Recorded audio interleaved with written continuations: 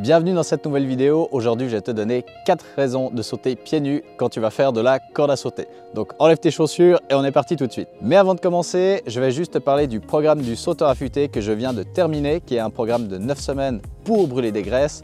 Si tu aimerais plus d'informations par rapport à ce programme et surtout par rapport à la petite offre bonus que je te fais, eh bien reste jusqu'à la fin de la vidéo. Et puis autre information, j'ai lancé actuellement les jeudis jumping. Donc si tu habites en Suisse, plus précisément en Suisse romande, je donne tous les jeudis soirs de 18 h à 19 h à Yverdon un cours de corde à sauter. Donc n'hésite pas à le rejoindre, ça s'appelle les jeudis jumping et c'est tous les jeudis au parc des Rives à Yverdon. Évidemment, si tu as envie de plus d'informations, tu peux suivre tout ça sur mon feed Instagram. Bien, on va commencer. Du coup, on va tout de suite enlever les chaussures. Donc, on va commencer tout de suite avec le premier point qui est avoir de meilleurs appuis. Quand on saute à la corde à pieds nus, on n'a pas la semelle des chaussures qui vient, entre guillemets, s'intercaler entre notre voûte plantaire et le sol. Donc, on est directement en contact avec ce qui se passe au sol. Évidemment que ce sera beaucoup plus sensible parce que, à moins que vous ayez l'habitude de marcher à pieds nus et que vous ayez 1 cm d'épaisseur de corde sur les pieds, eh bien, on aura une voûte plantaire qui sera beaucoup plus sensible à ce qui se passe sous nos pieds. D'accord? Donc, ça nous permet à la fois de mieux sentir ce qui se passe sous les pieds, mais aussi de mieux ressentir nos appuis. On est beaucoup plus conscient de où se positionne notre poids de corps quand on saute à pieds nus.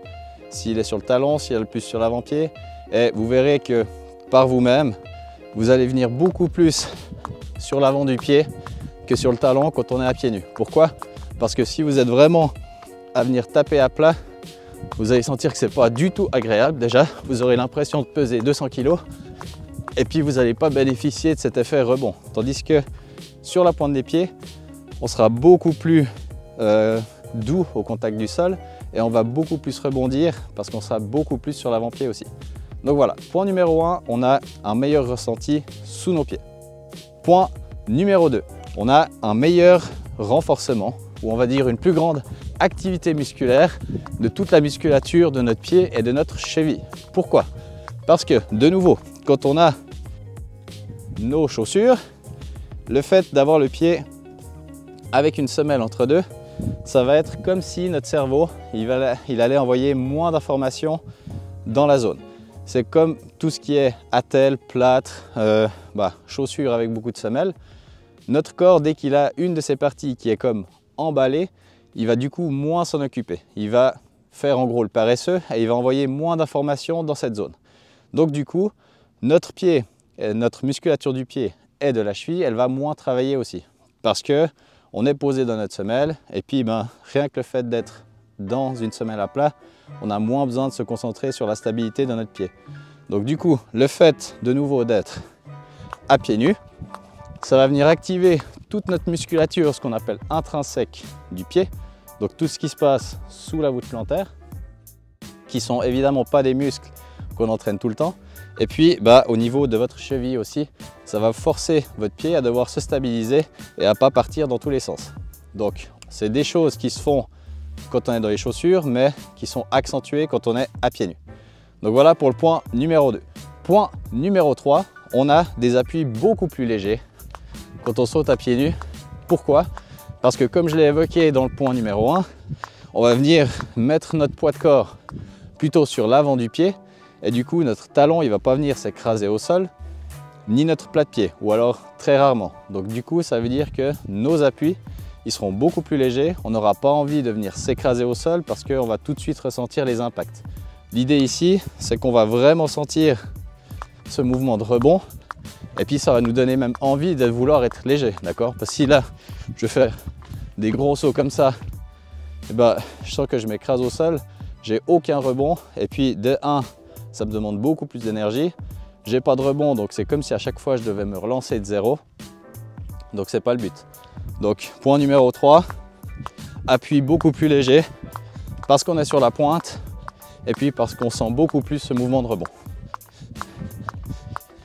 Ok, et puis dernier point qui n'est pas le moindre, point numéro 4, on améliore sa technique. Comment est-ce qu'on améliore sa technique?